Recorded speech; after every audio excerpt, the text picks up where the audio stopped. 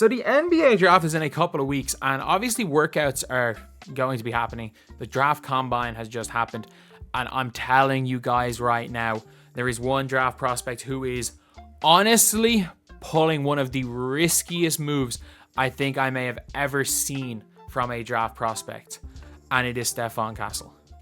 Before we get on to the, if you guys are new to the channel, subscribe. We're trying to 3,000 subscribers as soon as possible. Anyway, now let's get on to the video. But Stephon Castle, what he's doing is he is basically saying if teams have a point guard that he doesn't want to be drafted by them because he wants to be drafted by San Antonio. I'm not going to lie. I think everyone wants to be drafted by San Antonio because you're thinking, okay, this is a young team. This is a young team. They need someone in my position, and eventually they're going to be really good.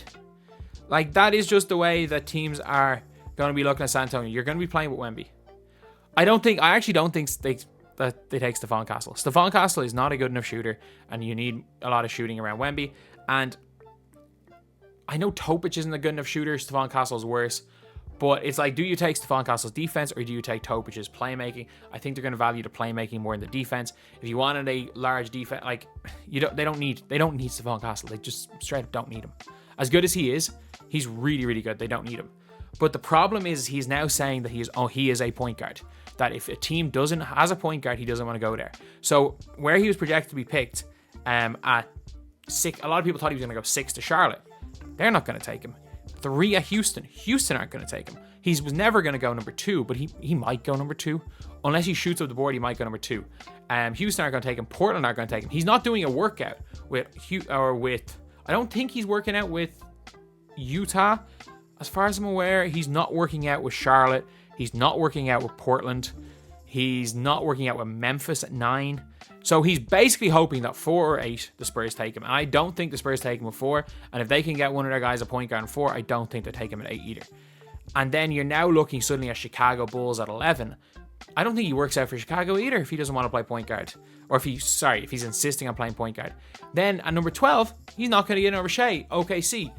Number 13 is the Sacramento Kings, the Aaron Fox. If he's refusing to work out for all these guys and insisting he is a starting point guard, and not even, like, some teams don't have backup point guards where he could come in that role, and he's not working out for teams that have a starting point guard, so he's dead set on that. He's being quite badly advised, I think, by his agent, because Stephon Castle is almost a guaranteed top 8 pick in the draft. However, he might be Cam Whitmoreing himself.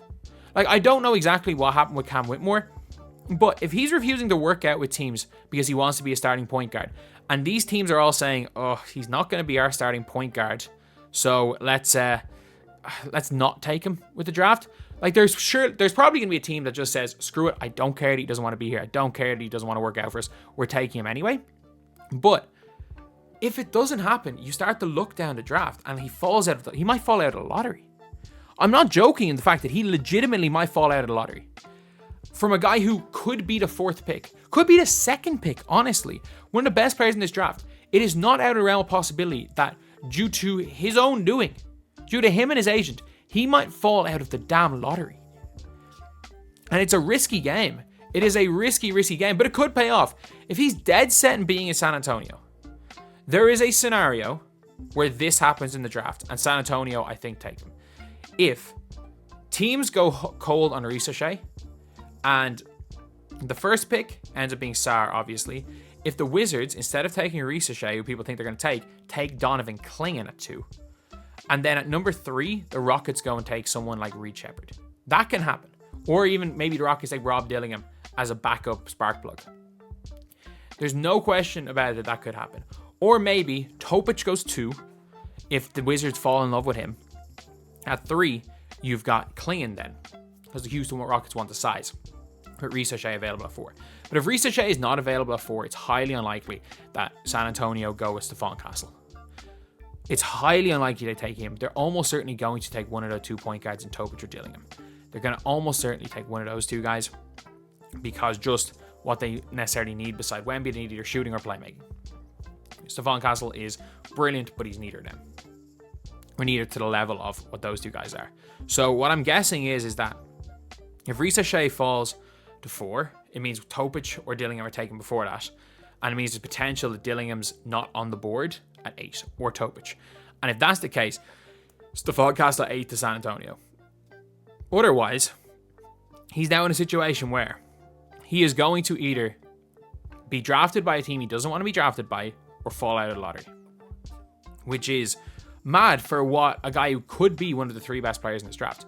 Like, it's not out of the realm of possibility that he goes second. That is how good Stephon Castle is. But with just through what he's done, he could start to slide. And I'm just trying to think of like guys that have like slid like this. Obviously, I don't know what happened with Cam Whitmore sliding. Like, I've never seen a guy slide from potentially 4th to 20th before.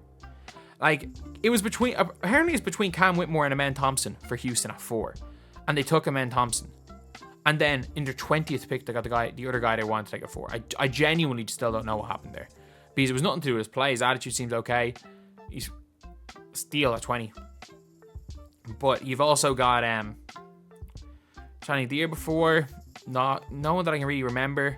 I mean, like Ayo Dosunmu maybe in 2021 when he was like projected to be pretty good, and he fell to I think he fell to the second round. He's actually been pretty good in the NBA as well.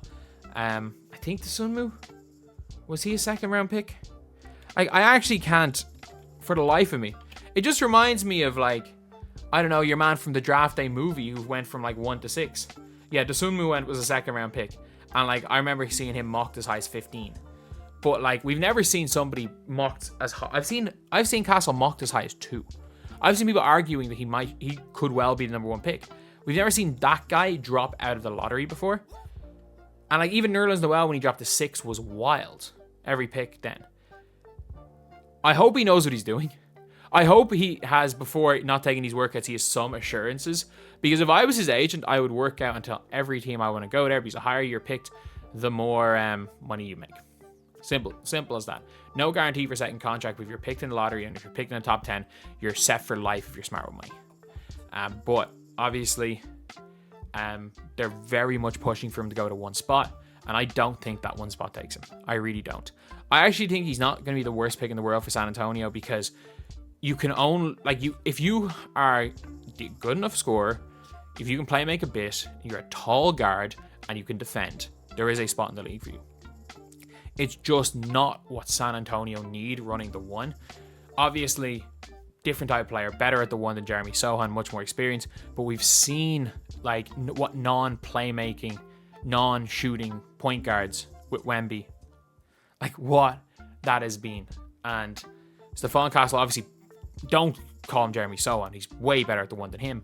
But we've still seen how much Wemby can struggle without either a playmaker or a shooter or spacing. And unfortunately, I just don't think Stefon Castle necessarily fits with Wemby, especially at the 1. Maybe as a wing, if he develops a bit of a jump shot, if they manage to take him at 8 and say, you know what, we don't care, do you want to be a 1? You played a 2. I don't think he'd be the worst pick at 8 if they get their point guard at 4.